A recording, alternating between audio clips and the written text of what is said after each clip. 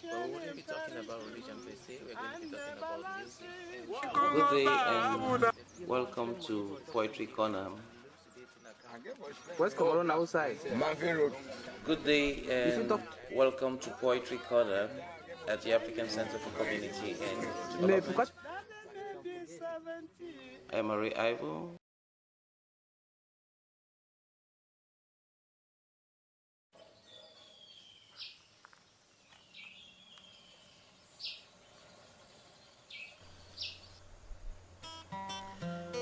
Good day and welcome to Poetry Corner at the African Center for Community and Development. I'm Arrey Ivo, and today we shall be treating a poem by Mazisi Kunene.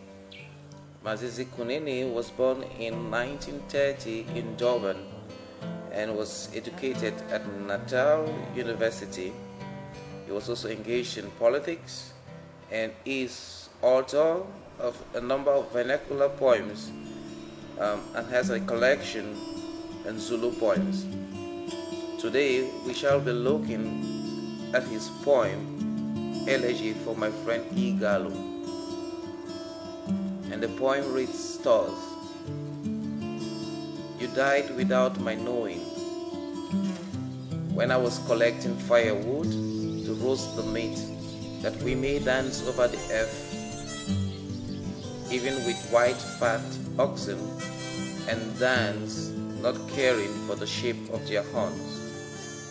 You died without my knowing, when I thought I would tell you stories, saying, once upon a time on the earth, meaning we who are one with the years, meaning the beating of the hearts, beating against the muscles of their desires.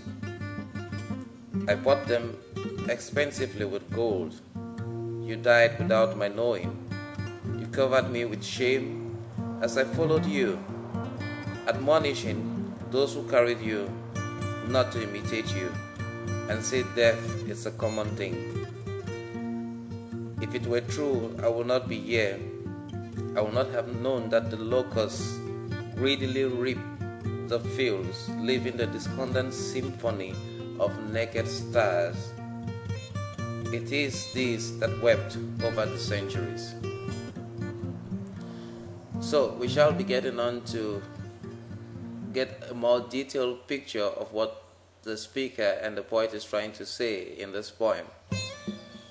Of course, it's very relevant to Africa and to many parts of the world. Let's start with the first sentence. You died without my knowing. It also is suggestive of the fact that death is abrupt. The abruptness of death is such that it comes without a stare, without a hint, even though it is inevitable. It came to the friend of the poet when the poet was out collecting firewood, like it has happened to millions worldwide. The poet was going to collect firewood to roast meat that would have been shared by the person who is now dead. It means death is unknown, because the exact hour of death is hardly known by many, or by the majority, if not all of us. It came when the speaker was wanting to share intimate moments with his friend, to roast meat, to dance, and to be in a situation where their dance, their feasting will go even when they saw that they could be surrounded by oxen that have scary horns. They wanted to be oblivious of any threats. They just wanted to share and to enjoy their life. We now have a feeling that the poet is situated where there's some kind of pastoral life, because we see images like fat oxen, and we also get the situation of about roasting meat, and it gives us an idea about gathering, hunting, and roasting, and also some kind of life that is being led under the stars, where the moon is probably the light, as it is typical in many pastoral and other villages in Africa. And then, to show how intimate the person who has died is to the speaker, we now start having figures like, meaning we who are one with the years, meaning the beating of the hearts, beating against the muscles of their desires.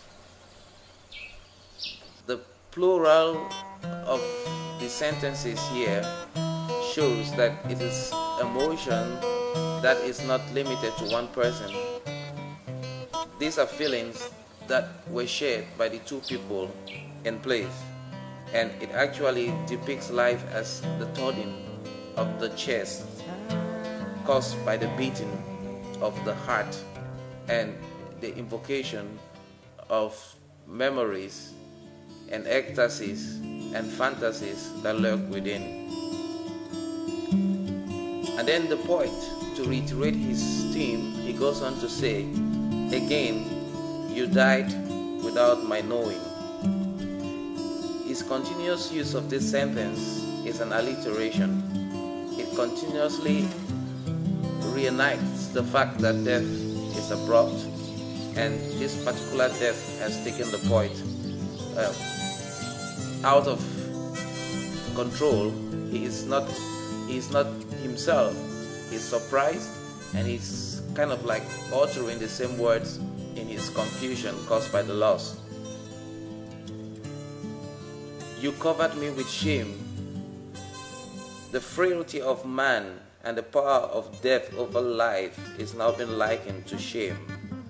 This is a very strong metaphorical depiction of the weakness of man over death. This adds some kind of biblicism to the poetry of Mazisi Kunene. You covered me with shame as I followed you, admonishing those who carried you not to imitate you. We see a vain attempt by the poet to beg on the living not to follow the darksome parameters of death like his friend has done. But you will know, in most cases, it's only a vain and empty call, because death, by its basic nature, is supposed to affect all, and it comes even when people have urged others to be cautious. But he's saying to the people who are living, do not say death is a common thing and it will not hurt, as his friend has just done. At the hour when he would have loved to be with him most, his friend has just died, allowing the poet to think his friend probably considered death as a common thing. So he's admonishing those who are still alive, those who are carrying the remains of his friend, not to take death in such simple terms. He goes by painting death in a more aggressive manner in the next lines that follow. If it were true, I would not be here. I would not have known that locusts greedily reap the fields, leaving the discordant symphony of naked stars. It is this that wept over the centuries.